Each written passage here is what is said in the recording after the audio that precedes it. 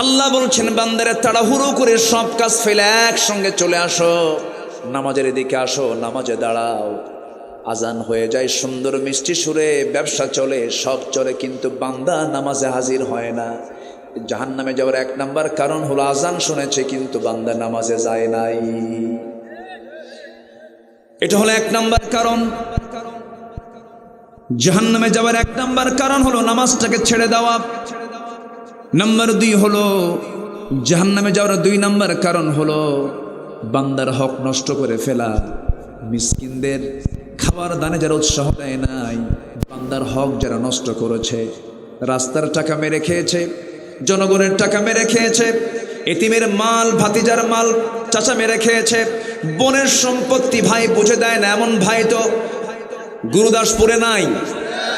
আসতে বলবেন না, আছে না নাই? বলবো।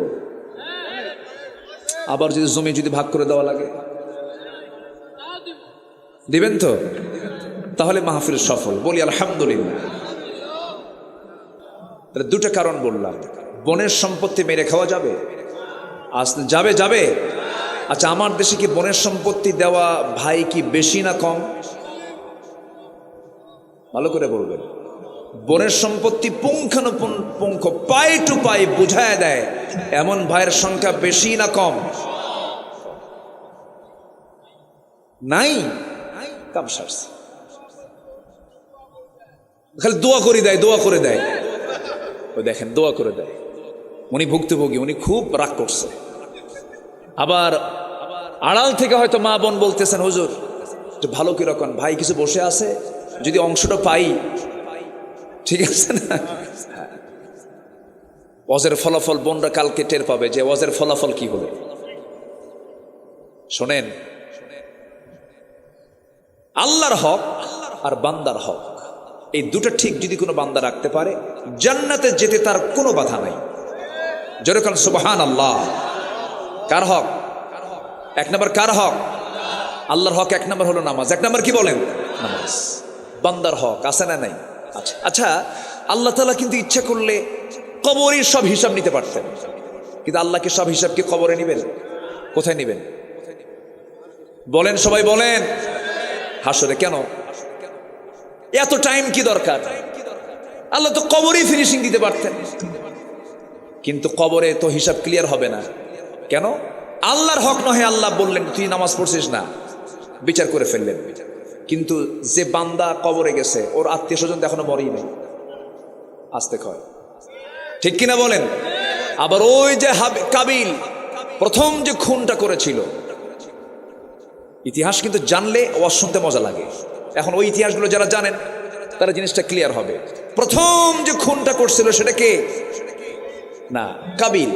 কে করেছিল? মারছে কাকে? হাবিলকে। যত খুন হবে সমস্ত খুনের একটা অংশ, একটা অপরাধের একটা অংশ কার আমলনামায় যাবে? ওই কাবিল পাবে। তাহলে এখন বলেন, তাহলে কবরে কি বিচার শেষ করা সম্ভব? না। তাহলে এই কবরের এখানে বিচার করলে তাহলে সঠিক বিচার হবে না। এই জন্য আল্লাহ তাআলা কায়েম করেছেন হাসর। কায়েম করেছেন কি? হাসর। হাসরে বিচার করবেন কে? আল্লাহ তাআলা। সব ডেকে আনবেন, সবগুলোকে গোছায় আনবেন। তাহলে জাহান্নামে যাওয়ার সূরা মারিয়ামের ভিতরে আল্লাহ তাআলা একটা গর্তের মধ্যে ঢুকাবেন। সেই গর্তের নাম কি বলেন তো? গাই। বলেন, আবার বলেন কি? গাই। কয়টা কারণে?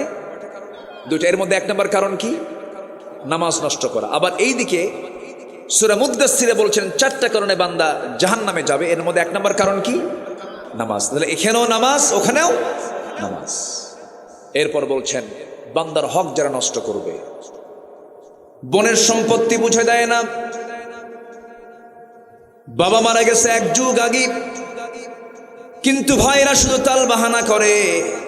বোন যখন মাঝে মাঝে আসে, বোনকে পাম্পট্টি দেওয়ার জন্য কাঁচা গোল্লা নিয়ে আসে। নাটোরের সেই রেল স্টেশন থেকে কাঁচা, কি রেল স্টেশনে না, হ্যাঁ নিচা বাজার থেকে নিয়ে আসে।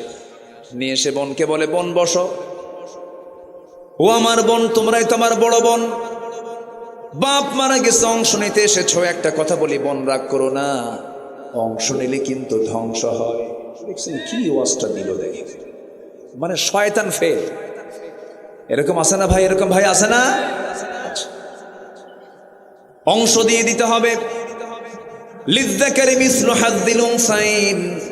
যেদিন আপনার বাবা মারা গেছেন সেদিন থেকে আপনার বোন, আপনি যা পাবেন তার অর্ধেক আপনার বোন পেয়ে গেছে।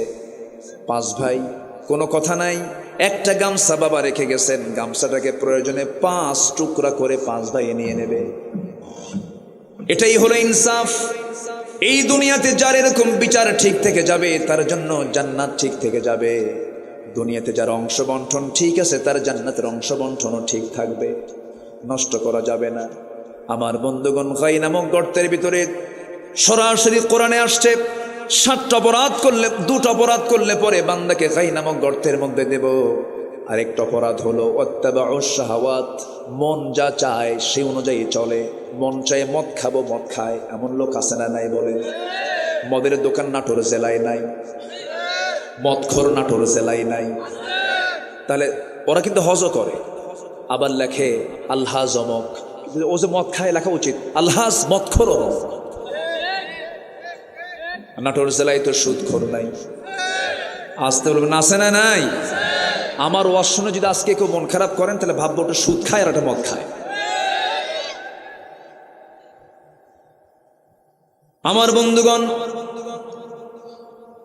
আল্লাহ রাব্বুল আলামিন সরাসরি আয়াতের মধ্যে বললেন 2টা অপরাধ করবা আমি জাহান্নামের খাই নামক গর্তের মধ্যে দেব।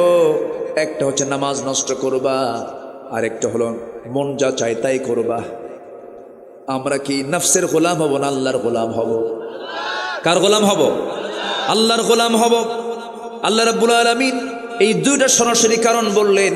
তাফসীরে কুরতুবীর মধ্যে এসেছে, তাফসীরে কুরতুবীর মধ্যে এসেছে ইমাম কুরতুবী আরো 7টা কারণ তুলে ধরেছেন। হাদিসকে সামনে রেখে ব্যাখ্যায় তিনি বলেছেন আরো 7টা অপরাধ যারা করবে তাদেরকে গাই নামক গর্তের মধ্যে ঢুকানো হবে। তার মধ্যে 1 নাম্বার হলো যে জেনাকার জেনা করতে করতে পাকা হয়ে গেছে। এমন জেনাকার বুঝি বাংলাদেশে নাই? আছে না নাই? আছে। নাম্বার 2 হলো যে মদ্যপায়ী, মদ পান করতে করতে বুড়া হয়ে গেছে, মদ ছাড়ে না।